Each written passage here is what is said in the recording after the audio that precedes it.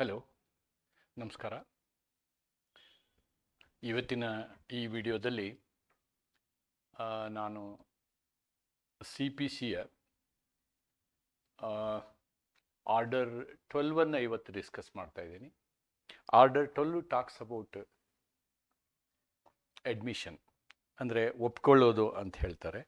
ನಾನು ಈ ಹಿಂದಿನ ವಿಡಿಯೋನಲ್ಲಿ ನಿಮಗೆ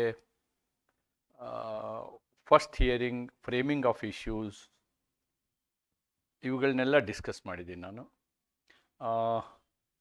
appearance of parties, non appearance of parties, first hearing,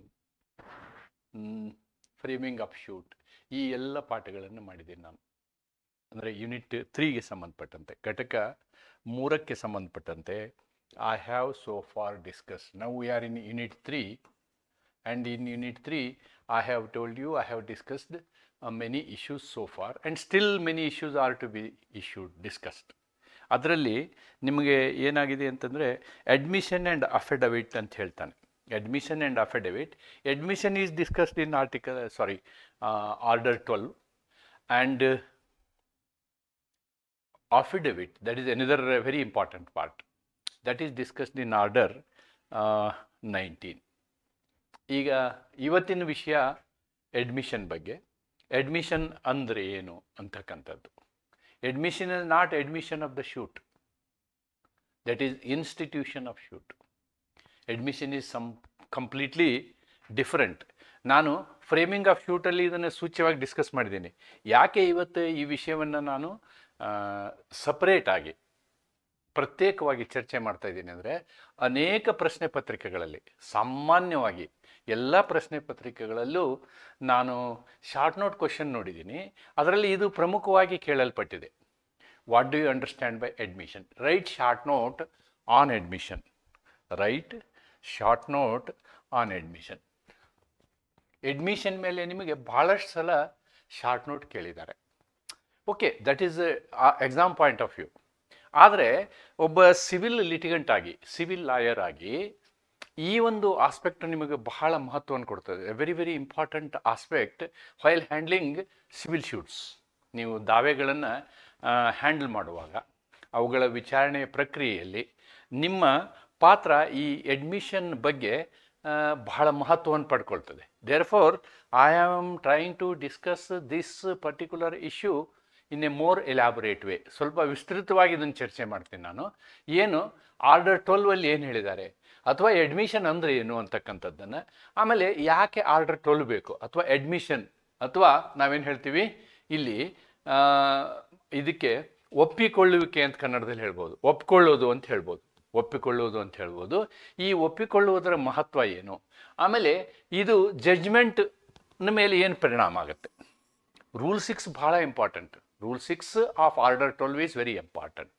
ಮತ್ತು ಈ ಅಡ್ಮಿಷನ್ ಇದೆಯಲ್ಲ, ಇದ್ರ ಮೇಲೆ ಕೊಡುವಂತಹ ಜಡ್ಜ್ಮೆಂಟ್ ಇದೆಯಲ್ಲ, ಇದು ಯಾವ ರೀತಿಯಾಗಿದೆ, ಮತ್ತು ಈ ಒಂದು ಅಡ್ಮಿಷನ್ನಿನ ಪರಿಣಾಮ ಏನು, ಅಡ್ಮಿಷನ್ನಿನ ಪರಿಣಾಮ ಏನು. ಅದರಲ್ಲಿ ಪರ್ಟಿಕ್ಯುಲರ್ ರೂಲ್ 2A ಬರುತ್ತೆ. That is added rule 2A. That is another very important thing. No doubt ನಾನು ಹಿಂದಿನ ವಿಷಯಗಳನ್ನ ಡಿಸ್ಕಸ್ ಮಾಡುವಾಗಲೂ ಕೂಡ ಅದನ್ನು ರೆಫರ್ ಮಾಡಿದ್ದೀನಿ. ಬಟ್ ಸ್ಪೆಸಿಫಿಕ್ ಆಗಿ ಇಲ್ಲಿ ನಾವು ಅದನ್ನು ತಿಳ್ಕೊಳ್ಳೋದು ಅವಶ್ಯಕತೆ ಇದೆ. ನೋಡೋಣ ಇವತ್ತು. Admission means a statement, either oral or written. First of all admission ಅಂತಕ್ಕಂಥದ್ದು ಯಾವ ಸ್ಟೇಜಲ್ಲಿ ಬರ್ತದೆ ಅಂತಂದರೆ, ನಾವು ಪ್ಲೇಂಟ್ ಈಸ್ ಇನ್ಸ್ಟಿಟ್ಯೂಟೆಡ್. ಅಂದರೆ ಒಬ್ಬ ದಾವೆದಾರ ಅರ್ಜಿ ಪತ್ರ ಹಾಕ್ತಾನೆ, ದಾವೆ ಪತ್ರ ಹಾಕ್ತಾನೆ, ಅದು ರಿಜಿಸ್ಟರ್ ಆಗುತ್ತೆ. ಅದು ಆದಮೇಲೆ ಸಮನ್ ಇಶ್ಯೂ ಆಗುತ್ತೆ. ಇಲ್ಲಿವರೆಗೆ ಇದು ಪಿಕ್ಚರಿಗೆ ಬರೋದಿಲ್ಲ. Admission will not come in to picture. Admission will not come in to picture at the stage of plaintiff filing a suit, and also not at the stage of issuing summons. ಅಲ್ಲಿ ತನಕ ಬರೋದಿಲ್ಲ. Admission ಪ್ರಶ್ನೆ ಬರೋದು ಯಾವಾಗ ಅಂತಂದರೆ, ಡಿಫೆಂಡೆಂಟು, ಪ್ರತಿವಾದಿ ತನ್ನ ಲಿಖಿತ ಪತ್ರವನ್ನು ಅಥವಾ ಪ್ರತಿವಾದ ಪತ್ರವನ್ನು ಸಲ್ಲಿಸ್ತಾನಲ್ವಾ, ಅಲ್ಲಿಂದ ಈ ಅಡ್ಮಿಷನ್ನಿನ ಕಾನ್ಸೆಪ್ಟು ಅಥವಾ ಒಪ್ಪಿಕೊಳ್ಳುವಂಥರದ ಕಾನ್ಸೆಪ್ಟ್ ಸ್ಟಾರ್ಟ್ ಆಗ್ತದೆ. Admission means a statement either oral or written. Written ಸ್ಟೇಟ್ಮೆಂಟಲ್ಲೂ ಅಡ್ಮಿಷನ್ ಇರ್ಬೋದು. ರಿಟರ್ನ್ ಸ್ಟೇಟ್ಮೆಂಟಲ್ಲೂ ಅಡ್ಮಿಷನ್ ಇರ್ಬೋದು, ಅಥವಾ ಫಸ್ಟ್ ಹಿಯರಿಂಗಲ್ಲೂ ಅಡ್ಮಿಷನ್ ಇರ್ಬೋದು. ಫಸ್ಟ್ ಹಿಯರಿಂಗ್ ನಾನು ಆಗಲೇ ಪಾಠ ಮಾಡಿದ್ದೀನಿ, ಮೊದಲ ವಿಚಾರಣೆ ಬಗ್ಗೆ ನಾನು ಪಾಠ ಮಾಡಿದ್ದೀನಿ. Made by any party, made by any party. Any party ಅಂದರೆ ಅವರು ದಾವೇದಾರನೂ ಇರ್ಬೋದು ಅಥವಾ ಪ್ರತಿವಾದಿಯೂ ಇರ್ಬೋದು. He may be a plaintiff or he may be a defendant, ಯಾರಾದರೂ ಮಾಡ್ಬೋದು. To the proceeding which indicates acceptance of fact, which indicates acceptance of fact in a issue or a relevant fact. ಯಾವುದೇ ಒಂದು issue ಮೇಲೆ plaintiff ಏನು ಮಾಡ್ತಾನೆ, he will be presenting so many facts, number 1, number 2, number 3, so many facts. ಆ ಫ್ಯಾಕ್ಟ್ಸ್ಗಳನ್ನು ಒಪ್ಪಿಕೊಳ್ಳುವಂಥದ್ದು. ಆವಾಗ ಯಾರು ಒಪ್ಕೊಳ್ಬೇಕು? ಪ್ರತಿವಾದಿ ಒಪ್ಕೊಳ್ಬೇಕು. ಅದೇ ತೆರನಾಗಿ return ಸ್ಟೇಟ್ಮೆಂಟಲ್ಲಿ ಅನೇಕ ವಿಷಯಗಳನ್ನು ಪ್ರತಿವಾದಿ ಕೋರ್ಟಿನ ಮುಂದೆ ತರ್ಬೋದು. ಅದಕ್ಕೆ ಕೌಂಟರ್ ಕ್ಲೇಮ್ ಅಂತ ಹೇಳ್ತಾರೆ. ಆ ವಿಷಯವನ್ನು ಯಾರು ಒಪ್ಕೊಳ್ಬೋದು? ವಾದಿ ಒಪ್ಕೊಳ್ಬೋದು, ಪ್ಲೇಂಟಿಫ್ ಒಪ್ಕೋಬೋದು, ದಾವೇದಾರ ಒಪ್ಕೋಬೋದು. ಇವು ಒಪ್ಕೊಳ್ಳೋದಕ್ಕೆ ನಾವು ಅಕ್ಸೆಪ್ಟೆನ್ಸ್ ಅಂತೀವಿ. ನಾವು ಪ್ಲೇಂಟ್ ಅಕ್ಸೆಪ್ಟ್ ಆಯಿತು ಕೋರ್ಟ್ ಅನ್ನೋದಕ್ಕೆ ಅದಕ್ಕೆ ಅಕ್ಸೆಪ್ಟೆನ್ಸ್ ಅನ್ನೋದಿಲ್ಲ. ಅಲ್ಲಿ ಇನ್ಸ್ಟಿಟ್ಯೂಷನ್ ಆಫ್ ಶೂಟ್ ಅಂತೀವಿ. Don't mistake this word with a plaint is accepted. No, that is not the correct notion. ಒಪ್ಪಿಕೊಳ್ಳುವುದು ಎಂದರೆ ಪ್ರಕರಣದ ಸಂದರ್ಭದಲ್ಲಿ ಯಾವುದೇ ಪಕ್ಷ ಮಾಡಿದ ಮೌಖಿಕ ಅಥವಾ ಲಿಖಿತ ಹೇಳಿಕೆ, ಅದು ವಿವಾದದಲ್ಲಿರುವ ವಿಚಾರವನ್ನು ಅಥವಾ ಅದಕ್ಕೆ ಸಂಬಂಧಿಸಿದ ವಿಚಾರವನ್ನು ಒಪ್ಪಿಕೊಳ್ಳುವುದನ್ನು ಸೂಚಿಸುತ್ತದೆ. This is what is admission, and this is in detail discussed in order 12 of schedule 1 of CPC 1908. CPC 1908 ಅಲ್ಲಿ ಇದರ ಬಗ್ಗೆ ವಿವರವಾದ ಚರ್ಚೆ ಇದೆ. Order 12 of the civil procedure code deals with admissions. It provides the manner in which the parties can admit, ಯಾವ ರೀತಿ ಒಪ್ಪಿಗೆ ಸೂಚಿಸಬೇಕು ಅನ್ನುವ ಎಲ್ಲ ವಿವರವನ್ನು ನಾವೇನು ಮಾಡ್ತೀವಿ, ಆರ್ಡರ್ 12 ಅಲ್ಲಿ ನೋಡ್ತೀವಿ. Right? Admissions. It provides the manner in which parties admit facts or documents. ನೋಡಿ, ವಿಷಯಗಳನ್ನ ಒಪ್ಬೋದು, ದಾಖಲೆಗಳನ್ನು ಒಪ್ಬೋದು. Right? And empowers the court to give judgment on such admissions without the need of full trial.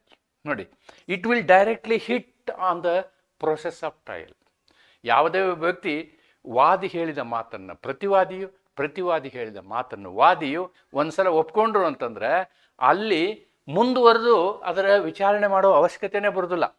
Without the need of full trial ಮಾಡೋ ಅವಶ್ಯಕತೆನೇ ಇಲ್ಲ ಅನ್ನೋದನ್ನು ನಾವು ನೋಡ್ತೀವಿ. ಸಿವಿಲ್ ಪ್ರೊಸೀಜರ್ ಕೋಡ್ ಆರ್ಡರ್ 12 ಒಪ್ಪಿಕೊಳ್ಳುವಿಕೆ ಬಗ್ಗೆ ವ್ಯವಹರಿಸುತ್ತದೆ. ಇದು ಪಕ್ಷಗಳ ವಿಚಾರಗಳು ಅಥವಾ ದಾಖಲೆಗಳನ್ನು ಹೇಗೆ ಒಪ್ಪಿಕೊಳ್ಳಬಹುದು ಎಂಬುದನ್ನು ನಿರ್ದಿಷ್ಟಗೊಳಿಸುತ್ತವೆ. ಅಂದರೆ ಒಪ್ಪಿಗೆ ಮಾಡೋದು ಹೇಗೆ ಅಂತಕ್ಕಂಥದ್ದು, ಮತ್ತು ನ್ಯಾಯಾಲಯಕ್ಕೆ ಪೂರ್ಣ ವಿಚಾರ ನಡೆಸದೆ ಒಪ್ಪಿಕೊಳ್ಳುವುದನ್ನು ನೀಡುವ ವ್ಯವಸ್ಥೆಯನ್ನು ತಿಳಿಸುತ್ತವೆ. That is the meaning of acceptance or meaning of admission, right? So it has got certain rules. Totally 9 rules are there. All rules I am analyzing, but I am telling you which are all important rules. The first rule is important. A party may in the pleadings, ನೋಡಿ, ಪ್ಲೀಡಿಂಗ್ಗಳಲ್ಲಿ ಒಪ್ಕೊಳ್ಬೋದು, or through separate written notice, ಬೇರೆ notice ಕೊಟ್ಟು ಒಪ್ಕೋಬೋದು. Admit the whole or any part of the case of the opposite party. Normally practically ಏನಾಗುತ್ತೆ ಅಂದರೆ, ಒಮ್ಮೆ plaint submit ಮಾಡಿದ ಮೇಲೆ, ಸಮನ್ ಇಶ್ಯೂ ಮಾಡಿದ ಮೇಲೆ ಇನ್ನೊಂದು ಪಾರ್ಟಿ ಗಮನಕ್ಕೆ ಬರ್ತದೆ. ಅದರ ನಂತರದಲ್ಲಿ ಇಬ್ಬರು ಪಾರ್ಟಿಗಳು, ನಾನು ಹೇಳಿದ್ನಲ್ವಾ, ಆ ರೀತಿ ಒಪ್ಕೊಳ್ಳಿಕ್ಕೆ ಅವಕಾಶ ಇದೆ ಅನ್ನೋದನ್ನು ರೂಲ್ 1 ಹೇಳುತ್ತೆ. Notice of admission of case, ಒಪ್ಕೊಂಡ ವಿಷಯನ ಇನ್ನೊಂದು ಪಾರ್ಟಿಗೆ ಹೇಳಿಬಿಡೋದು. ದಟ್ ಈಸ್ ವಾಟ್ ಈಸ್ ಅವರ ಗಮನಕ್ಕೆ ತರುವಂಥದ್ದನ್ನು ರೂಲ್ 1 ಹೇಳುತ್ತೆ.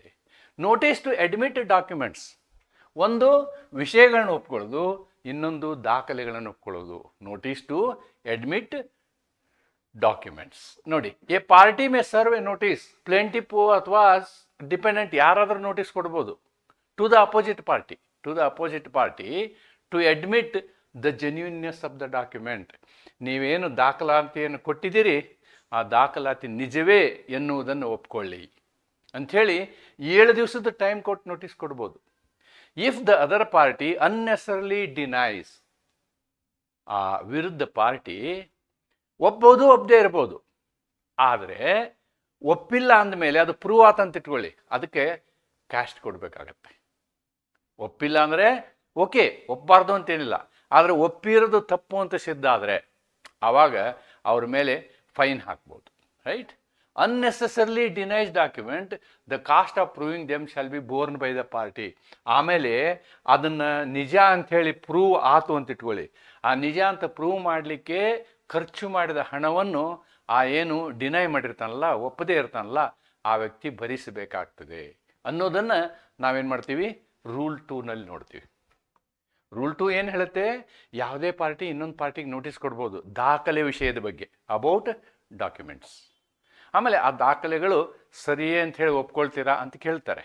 ಕೇಳಿದ ಮೇಲೆ ಸರಿ ಇದ್ದದನ್ನು ಸರಿ ಅಂತ ಒಪ್ಕೋಬೇಕು, ಆದರೆ ಸರಿ ಇರೋದನ್ನು ಸರಿ ಇಲ್ಲ ಅಂಥೇಳಿ ಹೇಳಿದ ಮೇಲೆ ಅಂತಿಮವಾಗಿ ಅದು ಸರಿ ಅಂಥೇಳಿ ಸಾಬೀತಾದರೆ ಆ ಸರಿ ಅಂಥೇಳಿ ಸಾಬೀತು ಮಾಡಲಿಕ್ಕೆ ಏನು ಖರ್ಚಾಗಿರ್ತದೆ ಆ ಖರ್ಚನ್ನು ಯಾರು ಒಪ್ಪಿರೋದಿಲ್ಲ ಆ ಪಾರ್ಟಿ ಕೊಡಬೇಕಾಗತ್ತೆ. It may be plaintiff or it may be dependent ಅನ್ನೋದನ್ನು ನಾವು ರೂಲ್ 2ನಲ್ಲಿ ನೋಡ್ತೀವಿ. Rule 2A, this is a very important article. ಆಮೇಲೆ ಆ್ಯಡ್ ಮಾಡಿದಂಥದ್ದು ಇದು 2A ಬಹಳ ಇಂಪಾರ್ಟೆಂಟ್ ನೋಡಿ. Deemed admission if not specifically denied. If not specifically denied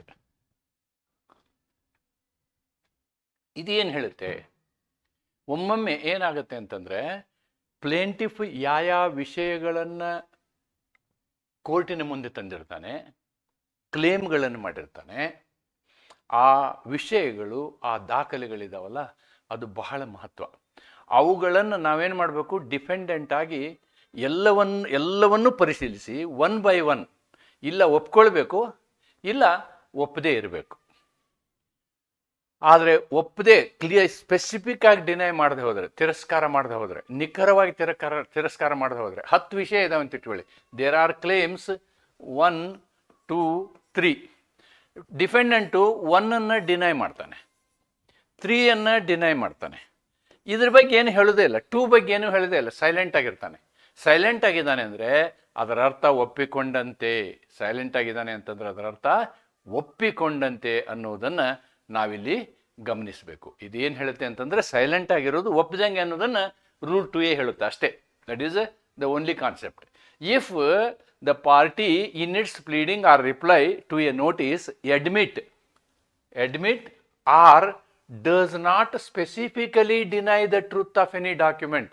ಯಾವುದೇ ಒಂದು ದಾಖಲೆಯನ್ನು ನಿಖರವಾಗಿ ಏನು ಹೇಳದೆ ಸುಮ್ಮನೆ ಇದ್ದುಬಿಟ್ರೆ, ಸೈಲೆಂಟ್ ಇದ್ದುಬಿಟ್ರೆ, ಆ ವಿಷಯದ ಬಗ್ಗೆ ಸೈಲೆಂಟ್ ಇದ್ದುಬಿಟ್ರೆ, or fact may be treated as deemed to have been admitted, ಅದನ್ನು ಒಪ್ಪಿಕೊಂಡ ಹಾಗೆ ಸುಮ್ಮನೆ ಇದ್ರೆ. ಅಂದರೆ ಏನು ಮಾಡಬೇಕು, ಕ್ಲಿಯರ್ ಆಗಿ ಅವನು ಈ ರೂಲ್ 2A ಅಪ್ಲೈ ಆಗಬಾರ್ದು ಅಂತಂದ್ರೆ ಎಲ್ಲವನ್ನೂ ಡಿನೈ ಮಾಡಬೇಕು. 1 ಡಿನೈ ಮಾಡಬೇಕು, 2 ಡಿನೈ ಮಾಡಬೇಕು, 3 ಡಿನೈ ಮಾಡಬೇಕು. ಎಲ್ಲ ಕ್ಲೇಮ್ಗಳನ್ನು, ಎಲ್ಲ ದಾಖಲೆಗಳನ್ನು, ಎಲ್ಲ ಫ್ಯಾಕ್ಟ್ಗಳನ್ನು, ವಾಸ್ತವಗಳನ್ನು ಅಲ್ಲಗಳೆಯಬೇಕು. ಅಲ್ಲಗಳೆಯದೇ ಉಳಿದಿರುವಂಥದ್ದು ಯಾವ್ದಾದ್ರು ಇದ್ದರೆ ಅದನ್ನು ಒಪ್ಕೊಂಡಂಗೆ ಅಂತ ಲೆಕ್ಕ. ದಾವೆಯಲ್ಲಿ ಅಥವಾ ನೋಟಿಸಿಗೆ ಉತ್ತರವಾಗಿ ನೋಡಿ, ಅದು ಪ್ಲೇಂಟಲ್ಲಿ ಇರ್ಬೋದು ಅಥವಾ ರಿಪ್ಲೈ ಟು ನೋಟಿಸ್ ಇರ್ಬೋದು, ಯಾವುದೇ ಸಂದರ್ಭದಲ್ಲಿಯೂ ಆ ರೀತಿ ನೋಡಿ. ಇದರ ಉದ್ದೇಶ ಏನು ಅನ್ನೋದನ್ನು ನಾನು ಇಲ್ಲಿ ಬರೆದಿದ್ದೀನಿ. This rule ensures procedural fairness and avoids unnecessary delay. Silence or vague denial is presumed as acceptance when an opportunity to deny clearly was available. ನೋಡಿ, ಸರಿಯಾದ ಒಂದು ಅಪಾರ್ಚುನಿಟಿ, ನಿಮಗೊಂದು ಅವಕಾಶ ಇದ್ದಾಗ ನೀವು ಅದನ್ನು ನೇರವಾಗಿ ಡಿನೈ ಮಾಡದೆ ಅಡ್ಡಗೋಡೆ ಮೇಲೆ ದೀಪ ಇಟ್ಟಂಗೆ ನೀವೇನಾದ್ರು ಬರೆದ್ರೆ ಅಥವಾ ಲಾಯರ್ ಆಗಿ ನೀವು ಆ ರೀತಿಯಾದಂತಹ ಒಂದು ಉತ್ತರವನ್ನು ಕೊಟ್ಟರೆ ಏನಾಗುತ್ತೆ, ಅದು ಅಕ್ಸೆಪ್ಟೆನ್ಸ್ ಆಗುತ್ತೆ. So you are taking a risk by not specifically denying, by not succinctly denying, by not exactly denying. All the issues, all the facts and all the documents you have to carefully examine and then specifically deny everything, or you can accept. There is no bar that you don't accept. You can accept. ಯಾವುದೇ ವಿಷಯದ ಮೇಲೆ ನೀವೇನು ಮಾಡಬೇಕು, ಎಲ್ಲ ದಾಖಲಾತಿಗಳನ್ನು, ಎಲ್ಲ ವಾಸ್ತವಗಳನ್ನು ಸರಿಯಾಗಿ ಪರಿಶೀಲಿಸಿ ಒಂದೊಂದಾಗಿ ನೀವು ಒಪ್ಪಿಕೊಳ್ಳಬಹುದು ಅಥವಾ ತಿರಸ್ಕರಿಸಬಹುದು. ಸುಮ್ಮನೆ ಇರುವುದರಿಂದ ಅದು ಒಪ್ಪಿಗೆಯ ಲೆಕ್ಕ. Rule 2A says that. This is a very important rule of order 12. ಆರ್ಡರ್ 12ನ ಬಹಳ ಮುಖ್ಯವಾದ ರೂಲ್ ಇದು. ಎಸ್ಪೆಷಲಿ ಪರೀಕ್ಷೆ ದೃಷ್ಟಿಯಿಂದ ಓಕೆ, ನೀವು ಪ್ರಾಕ್ಟೀಸ್ ಮಾಡುವಾಗಲೂ ಕೂಡ ಇದು ಬಹಳ ಮಹತ್ವವನ್ನು ಪಡ್ಕೊಳ್ತದೆ ಅನ್ನೋದನ್ನು ನೀವು ನೆನ್ಪಿಟ್ಕೊಳ್ಬೇಕು. Next, notice. This is for the purpose of examination not a important issue. The notice to admit documents must be ಯಾವ ಫಾರ್ಮಲ್ಲಿ ಇರಬೇಕು ಅನ್ನೋದನ್ನು ಹೇಳ್ತದೆ. ಫಾರ್ಮ್ 9ನಲ್ಲಿ ಇರಬೇಕು. ಅದು ಅಪೆಂಡಿಕ್ಸ್ C-ನಲ್ಲಿ ನಿಮಗೆ ಸಿಗುತ್ತೆ. Okay, then courts power to record admission. This is important. Courts power to record admission. ನೀವು ಒಪ್ಕೊಂಡದ್ದನ್ನು ದಾಖಲು ಮಾಡಿಸ್ಬೇಕು. Even if no notice under rule 2 has been given, the court may at any stage of proceeding call upon the party to admit the document and record whether party admits, party denies or party neglects. ನೋಡಿ, proceeding ನಡೆಯುವಾಗ ಇದು ಕೋರ್ಟಿನ ಜವಾಬ್ದಾರಿಯನ್ನು ಹೇಳ್ತದೆ. Court ಅವಶ್ಯಕತೆ ಬಿದ್ದರೆ ಅದೇನು ಮಾಡುತ್ತೆ, ಈ ಪರ್ಟಿಕ್ಯುಲರ್ ವಿಷಯದ ಮೇಲೆ, ಈ ಪರ್ಟಿಕ್ಯುಲರ್ ಫ್ಯಾಕ್ಟ್ ಮೇಲೆ, ಈ ಪರ್ಟಿಕ್ಯುಲರ್ ದಾಖಲೆಯ ಮೇಲೆ ನಿಮ್ಮ ಉತ್ತರ ಏನಪ್ಪ, ಒಪ್ತೀಯಾ ಒಪ್ಪೋದಿಲ್ವಾ, ಇಲ್ಲ ಒಪ್ಪಬೇಕು ಇಲ್ಲ ಒಪ್ಪದೇ ಇರಬೇಕು, ಸುಮ್ಮನೆ ಇದ್ದರೆ ಒಪ್ಪಿದಂಗೆ. ಅದಕ್ಕೆ ಕೋರ್ಟ್ ಕೂಡ ಇವುಗಳನ್ನ, ಅಂದರೆ ನೋಟಿಸ್ ಇಲ್ಲದೆ ಸಂದರ್ಭದಲ್ಲಿ ಕೋರ್ಟ್ ತನ್ನಿಂದ ತಾನಾಗಿಯೇ ಈ ಪ್ರಶ್ನೆಗಳನ್ನು ಕೇಳ್ಬೋದು. ಯಾಕಂದರೆ ಅಲ್ಟಿಮೇಟ್ಲಿ ನ್ಯಾಯಾಲಯದ ಉದ್ದೇಶ ಸತ್ಯವನ್ನು ಹೊರಗೆ ತರೋದು. ಆದ್ದರಿಂದ court can ask as per rule 3A. Then rule 4. Rule 4 is notice to admit facts. ನೋಡಿ, ಅವಾಗ ನಾನು ಡಾಕ್ಯುಮೆಂಟ್ ಬಗ್ಗೆ ಮಾತಾಡಿದೆ. ರೂಲ್ 4 ಟಾಕ್ಟ್ ಅಬೌಟ್ ಫ್ಯಾಕ್ಟ್ಸ್, ವಿಷಯಗಳ ಬಗ್ಗೆ. A party May give to the other party a notice, at least 9 days notice, before hearing requiring him to admit. ನೋಡಿ, hearing start ಆಗೋಕ್ಕಿಂತ ಮೊದಲು ಏನು ಮಾಡ್ಬೋದು, 9 ದಿನಗಳ ನೋಟಿಸ್ ಕೊಟ್ಟು ಯಾವುದೇ ಒಂದು ವಿಷಯವನ್ನು, whatever the matters they have raised, ಅದನ್ನು ನೀನು ಒಪ್ತೀಯೋ ಇಲ್ವೋ ಅಂತ ಹೇಳಿ ನೋಟಿಸ್ ಕೊಟ್ಟು ಕೇಳ್ಬೋದು. For the purpose of suit only. ಆ ರೀತಿ ನೋಟಿಸ್ ಕೊಟ್ಟು ಕೇಳ್ಬೋದು. If the party fails to respond within 6 days, ನೋಡಿ 6 ದಿನಗಳ ಒಳಗೆ ಅದು ರಿಪ್ಲೈ ಕೊಡಲಿಲ್ಲ ಅಂತಂದರೆ the cost of proving the facts fall on the refusing party. ಆವಾಗ ಈ ನೋಟಿಸ್ ಕೊಟ್ಟು ಅವನು ಹೌದು ಇಲ್ಲ ಅನ್ನಲಿಲ್ಲ ಅಂತಂದರೆ other party has to prove. If he doesn't give reply then he has to prove the facts. ಅದು ಸತ್ಯ ಅಲ್ಲ ಅಂಥೇಳಿ ಅವನು ಪ್ರೂವ್ ಮಾಡುವಂತಹ ಒಂದು ಪರಿಸ್ಥಿತಿ ಇಲ್ಲಿ ಉದ್ಭವ ಆಗುತ್ತೆ. Yes. Rule 5, form of admissions. ಯಾವ ಫಾರ್ಮ್ನಲ್ಲಿ ನೀವು ಅಡ್ಮಿಷನ್ ಬರೆದು ಕೊಡಬೇಕು ಅನ್ನೋದನ್ನು ಇದು ಹೇಳುತ್ತೆ. This is form number 11 in lecture C-ನಲ್ಲಿ ಫಾರ್ಮ್ ನಂಬರ್ 11. ಈ CPCಗೆ ಅಪೆಂಡ್ ಆಗಿರ್ತವೆ ಇವೆಲ್ಲ, ಅದರೊಳಗೆ ಬರೆದು ಕೊಡಬೇಕು ಅಂತ ಹೇಳುತ್ತೆ. ಪರೀಕ್ಷೆ ದೃಷ್ಟಿಯಿಂದ I don't think this is that much important. And very very important is this rule. This is very important. I have told you 2A, Rule 1, Rule 2A, Rule 6 are very important. ಏನು rule 6 ಏನು ಹೇಳುತ್ತೆ? Judgment on admissions, where admissions of facts have been made either in pleadings or otherwise. ನೋಡಿ, ಈ ಅಡ್ಮಿಷನ್ಸ್ನ ಯಾವಾಗ ಮಾಡ್ಬೋದು? Pleading ಸ್ಟೇಜಲ್ಲಿ ಮಾಡ್ಬೋದು. ಪ್ಲೀಡಿಂಗ್ ಸ್ಟೇಜ್ ಅಂತಂದರೆ ರಿಟರ್ನ್ ಸ್ಟೇಟ್ಮೆಂಟ್ ಕೊಟ್ಟ ಮೇಲೆ ಪ್ಲೀಡಿಂಗ್ ಸ್ಟೇಜ್ ಕಂಪ್ಲೀಟ್ ಆಗಿರುತ್ತೆ. ಪ್ಲೇಂಟು ಮತ್ತು ರಿಟರ್ನ್ ಸ್ಟೇಟ್ಮೆಂಟು ಸೇರಿ ಪ್ಲೀಡಿಂಗ್ ಆಗುತ್ತೆ. ಈ ಪ್ಲೀಡಿಂಗ್ ಸ್ಟೇಜಲ್ಲೂ ಕೂಡ, ಅಂದರೆ ರಿಟರ್ನ್ ಸ್ಟೇಟ್ಮೆಂಟಲ್ಲೇ ನೀವು ಒಪ್ಕೊಳ್ಬೋದು. ನಂಬರ್ 1. ರಿಟರ್ನ್ ಸ್ಟೇಟ್ಮೆಂಟ್ ಕೊಟ್ಟ ಮೇಲೆ ಫಸ್ಟ್ ಹಿಯರಿಂಗ್ ಟೈಮಲ್ಲೂ ಒಪ್ಕೊಳ್ಬೋದು. There also this permission is there, ಒಪ್ಕೊಳ್ಬೋದು. ಅದು ಹೆಂಗೆ ಒಪ್ಕೋಬೋದು? ಹಿಯರಿಂಗಲ್ಲಿ ಒಪ್ಕೊಂಡ್ರೆ ಅದು ಮೌಖಿಕ ಆಗುತ್ತೆ, ನೀವು ರೈಟಿಂಗಲ್ಲಿ ಕೊಡ್ಬೋದು, ಇಂತಿಂಥ ವಿಷಯಗಳನ್ನ ನಾನು ಒಪ್ತೇನೆ ಅಂತೇಳಿ. At any stage of the student, on its own motion or on application, ನೀವು ಸ್ವತಃ ಹೇಳ್ಬೋದು ಅಥವಾ ಅರ್ಜಿ ಕೊಟ್ಟು ಹೇಳ್ಬೋದು. Give judgment on such admissions. ಆವಾಗ ಏನಾಗುತ್ತೆ ಅಂತಂದರೆ, ನ್ಯಾಯಾಲಯ ಅಂತಹ ಅಡ್ಮಿಟೆಡ್ ಫ್ಯಾಕ್ಟ್ಸ್ ಮೇಲೆ ಜಡ್ಜ್ಮೆಂಟೇ ಕೊಟ್ಬಿಡ್ತದದು.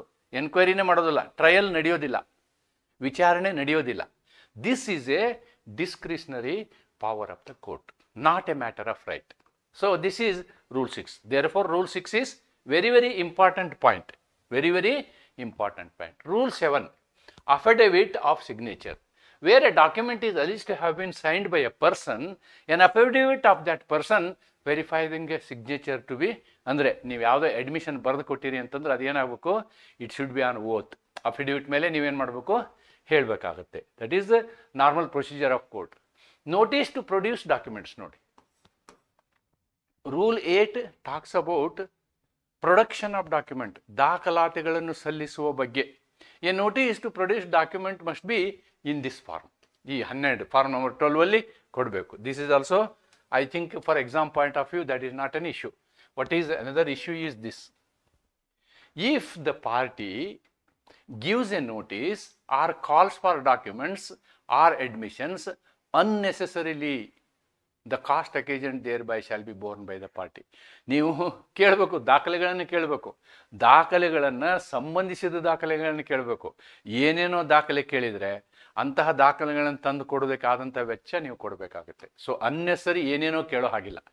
ಏನೇನೋ ಕೇಳಿದ ಕೂಡಲೇ ಕೋರ್ಟ್ ಏನು ಮಾಡುತ್ತೆ, ನಿಮಗೆ ನಿಮ್ಮ ಮೇಲೆ ಕಾಸ್ಟ್ ಹಾಕುತ್ತೆ. ಅವ್ನಿಗೆ ಇಷ್ಟು ದುಡ್ಡು ಖರ್ಚಾಗಿದೆಯಪ್ಪ, ಸುಮ್ಮನೆ ಇದು ಈ ಕೇಸ್ ಏನು ಸಂಬಂಧ ಇದೆ ಹೇಳು, ಸಂಬಂಧ ಇರಲಾರ್ದನ್ನು ದಾಖಲೆ ಕೇಳ್ತೀಯಲ್ಲ ನೀನು, ಅವನು ಕೊಡ್ಬೋದು ಅಥವಾ ವಾದ ಮಾಡ್ಬೋದು ಕೋರ್ಟ್ ಮುಂದೆ. ಆವಾಗ ಕೋರ್ಟ್ ಅವನಿಗೆ ದಂಡ ಹಾಕುತ್ತೆ. It will issue cost. Party gives admissions, cost occasioned shall be borne by the party. ಅಗತ್ಯವಿಲ್ಲದ ದಾಖಲೆ ಅಥವಾ ನೋಟಿಸ್ ಸೂಚಿಸಿದರೆ ಖರ್ಚನ್ನು ಸೂಚಿಸಿದ ಪಕ್ಷವೇ ಭರಿಸಬೇಕಾಗುತ್ತದೆ ಅಂತಕ್ಕಂಥದ್ದು. So these are all 1 to 9 I have discussed.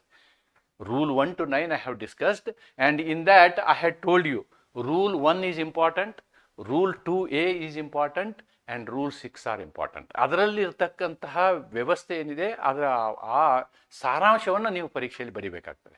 Very very important. ಎಲ್ಲ ರೂಲ್ ನಂಬರ್ ಬರೆಯೋಕ್ಕಾಗಲ್ಲ. It is humanly impossible. You remember order number and range of rule number 1 to 9 ಅಂತ. ಆಮೇಲೆ ಪ್ರಮುಖವಾಗಿ ಈ ಒಂದು ನಿಯಮದಲ್ಲಿ ಇವು ಪ್ರಮುಖ ಅಂಶಗಳು ಅಂತ ನೀವು ಬರೆದ್ರೆ ಸಾಕು. ನೋಡಿ, ಹಾಗಿದ್ರೆ ಅಡ್ಮಿಷನ್ ಮುಖ್ಯ ಉದ್ದೇಶ ಏನು, ಅದರ ಉದ್ದೇಶ ಏನು, ಪರ್ಪಸ್ ಏನು ಅಂತ ನಾವು ನೋಡೋದಾದ್ರೆ, the purpose of order is to shorten litigation, save judicial time. ಸುಮ್ಮನೆ ನೋಡಿ, ಒಪ್ಕೊಂಡಂಥ ವಿಷಯದ ಮೇಲೆ ನಾವು ತನಿಖೆ ಮಾಡುವ ಅವಶ್ಯಕತೆ ಏನಿದೆ, ಆದ್ದರಿಂದ ಏನಾಗುತ್ತೆ, ತನಿಖೆಯ ಟೈಮ್ ಕಮ್ಮಿ ಆಗುತ್ತೆ.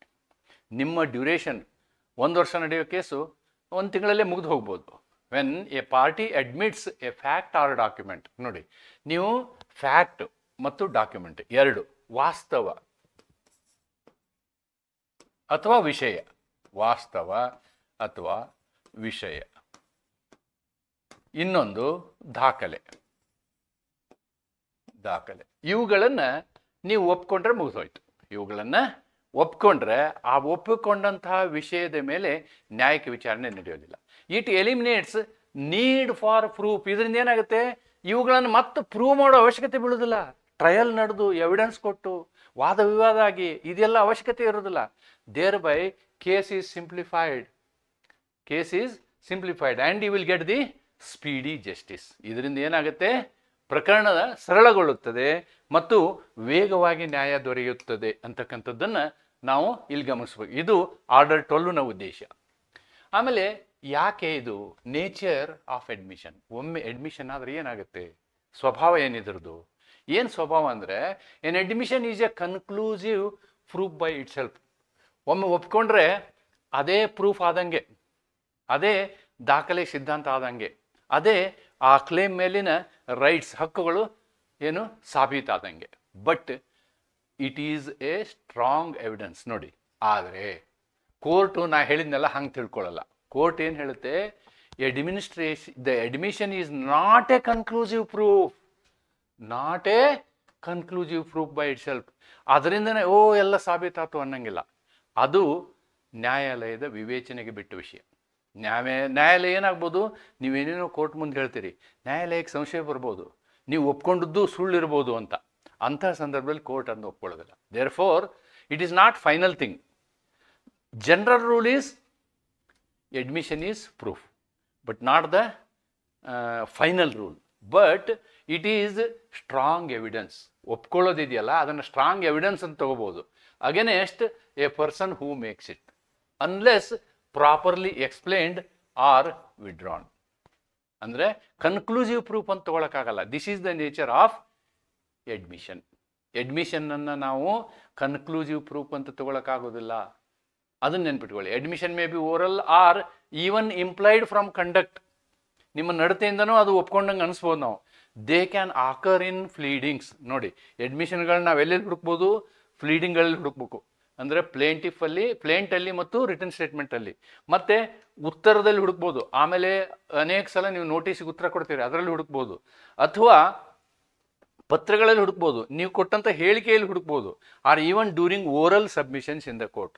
ನೀವು ಓರಲ್ ಆಗಿ ಹೇಳಿಕೆ ಕೊಡುವಂಥ ಸಂದರ್ಭದಲ್ಲಿ ಇವೆಲ್ಲವುಗಳು ಎಡ್ಮಿಷನ್ಗಳು ಬರ್ಬೋದು ಅನ್ನೋದನ್ನು ನಾವಿಲ್ಲಿ ಕಾಣ್ತೀವಿ. These are all the nature. Then judgment on admission. It is not claimed as a matter of right. ನೋಡಿ, ತೀರ್ಪು ಸಾಮಾನ್ಯವಾಗಿ ಕೋರ್ಟ್ ಏನು ಮಾಡುತ್ತೆ? ಎರಡೂ ಪಾರ್ಟಿ ಒಪ್ಕೊಂಡ ಮೇಲೆ ಕೋರ್ಟಿಂದೇನು, ಅವ್ರು ಯಾಕೆ ತಲೆ ಕೆಡಿಸ್ಕೋಬೇಕು? ಒಪ್ಕೊಂಡಿದ್ದೀರಲ್ಲಪ್ಪ ಅಂತ ಜಡ್ಜ್ಮೆಂಟ್ ಕೊಡ್ತಾರೆ. ಬಟ್ ಒಪ್ಕೊಂಡಿದ್ದೀವಿ, ಜಡ್ಜ್ಮೆಂಟ್ ಕೊಡಲೇಬೇಕು ಅಂತ ಹೇಳಿ ಪಾರ್ಟಿಗಳು ಕ್ಲೇಮ್ ಮಾಡೋ ಹಾಗಿಲ್ಲ. It is a matter of discretion. ಇದು ನ್ಯಾಯಾಲಯದ ವಿವೇಚನೆಗೆ ಬಿಟ್ಟ ವಿಷಯ. The court has discretionary power to pronounce judgment based on clear admissions made by parties. ಕೊಡ್ಬೋದು, ಜಡ್ಜ್ಮೆಂಟ್ ಕೊಡ್ಬೋದು, ಆದರೆ ಕೊಡಲೇಬೇಕು ಅಂತಕ್ಕಂತಹ ಹಕ್ಕನ್ನು ನಾವು ಪ್ರತಿಪಾದಿಸುವ ಹಾಗಿಲ್ಲ. However, such judgment is not a matter of right to the party. ನೀವು ಪ್ಲೆಂಟಿಫ್ ಆಗಲಿ ಡಿಪೆಂಡೆಂಟ್ ಆಗಲಿ, ಸರ್ ನಾವಿಬ್ಬರು ಒಪ್ಕೊಂಡಿದ್ದೀವಿ, ನೀವು ಜಡ್ಜ್ಮೆಂಟ್ ಕೊಡಬೇಕು, ದಟ್ ಈಸ್ ಅವರ್ ರೈಟ್ ಅಂತ ಹೇಳಿ ಕೇಳೋಕ್ಕಾಗೋದಿಲ್ಲ. It is purely a matter of judicial discretion. ಇಷ್ಟಾಗಿಯೂ ಜುಡಿಷಿಯಲ್ಗೆ, ನ್ಯಾಯಾಲಯಕ್ಕೆ ಸಂಶಯ ಬರ್ಬೋದು, ಇದರಲ್ಲಿ ಯಾವುದೋ ಒಬ್ಬ ಸುಳ್ಳು ಹೇಳ್ತಿದ್ದಾನೋ ಏನೋ ಅಂಥೇಳಿ. ಅದಕ್ಕೆ ಆ ರೀತಿಯಾದಂಥ ಸತ್ಯ ಪರಿಶೀಲನೆ ಅವಶ್ಯಕತೆ ಇದೆ ಅನ್ನುವಂಥದ್ದು ನ್ಯಾಯಾಲಯಕ್ಕೆ ಅನಿಸಿದರೆ further it can make enquiry, it can conduct trial also on agreed matters ಅನ್ನೋದು ಇದರ ಅರ್ಥ. Right? The same thing I have explained here also, how discretion works ಅನ್ನೋದನ್ನು.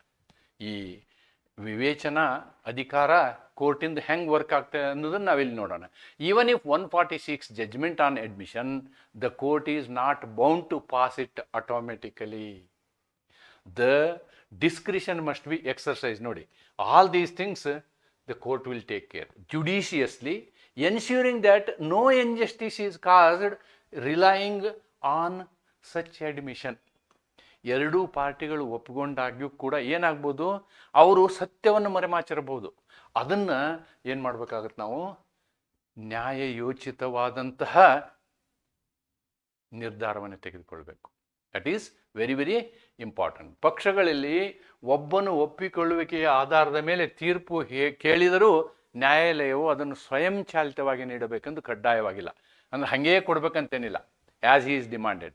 ನ್ಯಾಯಾಲಯವು ವಿವೇಕವನ್ನು ವಿವೇಚನಾತ್ಮಕವಾಗಿ ಬಳಸಬೇಕು ಮತ್ತು ಆ ಒಪ್ಪಿಕೊಳ್ಳುವಿಕೆಯ ಮೇಲೆ ಮಾತ್ರ ಅವಲಂಬಿಸುವುದರಿಂದ ಅನ್ಯಾಯವಾಗದಂತೆ ನೋಡ್ಕೋಬೇಕು. Supposing if a judgement is given solely based on admission, ಪಾರ್ಟಿಯ ಒಪ್ಪಿಗೆ ಮೇಲೆ ನಾವು ಕೊಟ್ಟಾಗ ಅನ್ಯಾಯ ಆಗಬಾರ್ದು. ಅಂಥ ಸಂದರ್ಭದಲ್ಲಿ ಅಡ್ಮಿಷನ್ನ ನಾವು ಫಾಲೋ ಮಾಡಬೇಕಂತೇನಿಲ್ಲ. The judiciary uses this provision to prevent unnecessary trials and ensure justice is swiftly delivered here facts are. ಅಂದರೆ ಜುಡಿಷಿಯರಿ ಏನು ಮಾಡ್ತದೆ? ಡಿಸ್ಪ್ಯೂಟನ್ನು ಬೇಗ ಮುಗಿಸೋದಕ್ಕೆ, ಎಲ್ಲಪ್ಪ ಅವ್ರು ಅಡ್ಮಿಟ್ ಮಾಡಿದ್ದು ಕೂಡ ಮೇಲ್ನೋಟಕ್ಕೆ ನಮಗೆ ಸರಿಯಾಗಿ ಕಾಣಿಸ್ತದೆ ಅಂತಂದರೆ ಜಡ್ಜ್ಮೆಂಟನ್ನು ಕೊಡ್ಬೋದು ಅಂತಕ್ಕಂಥದ್ದು. Discretion is a very important point. It is not a matter of right. Effect of admission. ಈ ಒಪ್ಕೊಳ್ಳೋದ್ರ ಪರಿಣಾಮ ಏನು? ಅಕಸ್ಮಾತು ಡಿಫೆಂಡೆಂಟು ಪ್ಲೇಂಟಿಫ್ ಇಬ್ಬರು ಒಪ್ಕೊಂಡ್ರೆ ಏನಾಗುತ್ತೆ? ಎವಿಡೆನ್ಸ್ದ ಅವಶ್ಯಕತೆ ಇಲ್ಲ. Section 58 of Indian evidence act, once fact is admitted it need not be proved again. ಅದನ್ನು ಮತ್ತೊಂದು ಸಲ ಪ್ರೂವ್ ಮಾಡಬೇಕಾಗಿಲ್ಲ ಅನ್ನೋದನ್ನು ನಾವು ಎವಿಡೆನ್ಸ್ ಆ್ಯಕ್ಟಲ್ಲಿ ಹೇಳ್ತೀವಿ. I think there is a new law also for this and that appears to be section 57, whatever it is. ಅಂದರೆ ಒಮ್ಮೆ ಒಪ್ಪಿಗೆ ಆದಮೇಲೆ ಅದನ್ನು ಎವಿಡೆನ್ಸ್ಗೆ ತರುವ ಅವಶ್ಯಕತೆ ಇಲ್ಲ ಅನ್ನೋದನ್ನು ನಾವಿಲ್ಲಿ ಕಾಣ್ತೀವಿ. An admission binds the party who made it, that is principle of estoppel, unless it is withdrawn with the court's permission or shown to have been made under mistake. ನೋಡಿ, ಒಮ್ಮೆ ಏನಾಗ್ಬೋದು? ಬೈ ಮಿಸ್ಟೇಕ್ ಒಪ್ಕೊಂಡಿರ್ಬೋದು. ಆವಾಗ ನೀವು ಕೋರ್ಟಿಗೆ ಸಾಬೀತು ಮಾಡಬೇಕು, ನಾನು ಬೈ ಮಿಸ್ಟೇಕ್ ಒಪ್ಕೊಂಡಿದ್ದು, ಅದಕ್ಕೆ ನನ್ನ ಒಪ್ಪಿಗೆನ ನಾನು ಏನು ಮಾಡ್ತೀನಿ? ವಿಡ್ರಾ ಮಾಡ್ತೀನಿ ಅಂಥೇಳಿ ಹೇಳ್ಬೋದು. ಅದು ಕೋರ್ಟ್ ಕನ್ವಿನ್ಸ್ ಆಗ್ಬೋದು, ಆವಾಗ ಹೀಸ್ ಅಡ್ಮಿಷನ್ ಈಸ್ ಕ್ಯಾನ್ಸಲ್ಡ್. ಒಪ್ಪಿಕೊಳ್ಳುವಿಕೆಯನ್ನು ಮಾಡಿದ ಪಕ್ಷವು ಅದರಿಂದ ಬದ್ಧನಾಗಿರುತ್ತಾನೆ, ಜನರಲ್ ರೂಲ್. ಹೊರತು ಅಥವಾ ತಪ್ಪಿನಿಂದ ಅಥವಾ ಭ್ರಮೆಯಿಂದ ಮಾಡಲ್ಪಟ್ಟಿದ್ದೆಂದು ತೋರಿಸಿದರೆ court can cancel the admission. That possibility is also there. So illondu case ide. This is Karam Kapahi versus Lal Chand Public Charitable Trust. ಈ ಪ್ರಕರಣದಲ್ಲಿ ಈ ಅಡ್ಮಿಷನ್ ಬಗ್ಗೆ ಒಂದು ರೂಲಿಂಗ್ ಇದೆ. ಈ ಡೀಟೇಲ್ ಪ್ರಕರಣ ನಾನು ನಿಮಗೆ ಚರ್ಚೆ ಮಾಡಲಿಕ್ಕೆ ಹೋಗೋದಿಲ್ಲ. Supreme court held that when an admission is clear, unconditional, the court can pass judgment under Order 12 Rule 6. ನೋಡಿ,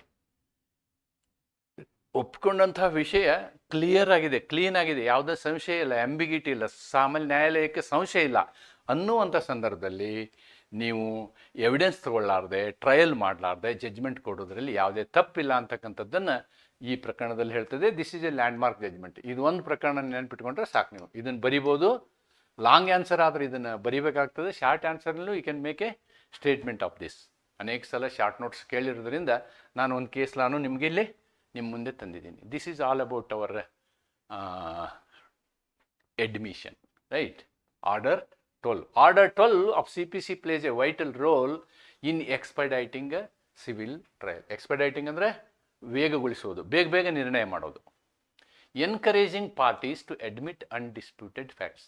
ನಾವಿಲ್ಲಿ ಏನು ಮಾಡ್ತೀವಿ, ಈ ಆರ್ಡರ್ 12ಅಲ್ಲಿ ಆ ಎರಡೂ ಪಾರ್ಟಿಗಳಿಗೆ ಅವಕಾಶ ಕೊಡ್ತೀವಿ, ಒಪ್ಕೊಂಬಿಡಿ, ನೋ ಪ್ರಾಬ್ಲಮ್ ಅಂತ. It promotes efficiency and honesty in pleadings and helps avoid wastage of judicial resources. ಈಗ ಅನೇಕ ವಿಷಯಗಳು ಒಪ್ಕೊಂಡ್ಬಿಟ್ರೆ ಯಾವುದು ಒಪ್ಕೊಂಡಿರಲ್ಲ ಆ ವಿಷಯದ ಮೇಲೆ ಮಾತ್ರ ಏನಾಗುತ್ತೆ, ಇಶ್ಯೂ ಫ್ರೇಮ್ ಆಗುತ್ತೆ. ಆ ವಿಷಯದ ಮೇಲೆ ಎಡ್ಜುಡಿಕೇಷನ್ ಟ್ರಯಲ್ ನಡೆಯುತ್ತೆ. Yet as a power to decide on admission is discretionary. ಯಾಕೆಂದರೆ ಒಂದೊಂದು ಸಲ ಅವ್ರನ್ನ ಗನ್ ಪಾಯಿಂಟ್ ಮೇಲೆ ಒಪ್ಸಿರ್ಬೋದು, ಅಂತಹ ಪರಿಸ್ಥಿತಿಗಳು ಇರ್ತವೆ. ಅದನ್ನೆಲ್ಲ ನ್ಯಾಯಾಲಯ ಪರಿಶೀಲಿಸಬೇಕಾಗ್ತದೆ. Courts must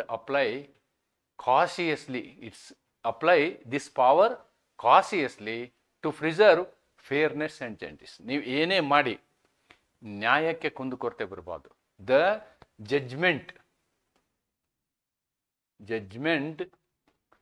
must not be miscarriage. Judgment must not be miscarriage of judgment ಅಂತೀವಿ ನಾವು. ಆರ್ ಜಡ್ಜ್ಮೆಂಟ್ ಪರ್ ಇನ್ಕ್ಯೂರಿಯಂ ಅಂತಾರೆ. ಪರ್ ಇನ್ಕ್ಯೂರಿಯಂ ಆಗಬಾರ್ದು, ಆಗಬಾರ್ದು. ಆ ರೀತಿ ಆಗದಂತೆ ಕಾಳಜಿ ವಹಿಸಿ ಆರ್ಡರ್ 12 ನೀವು ಉಪಯೋಗಿಸಬಹುದು ಅಂತ ಈ ಒಂದು ಲೆಕ್ಚರ್ನ ಅರ್ಥ ಅಂತಕ್ಕಂಥದ್ದನ್ನು ಹೇಳ್ತಾ, ಈ ಅಡ್ಮಿಷನ್ ಮೇಲೆ, ಅಡ್ಮಿಷನ್ ಕನ್ನಡದಲ್ಲಿ ಒಪ್ಪಿಕೊಳ್ಳುವಿಕೆ,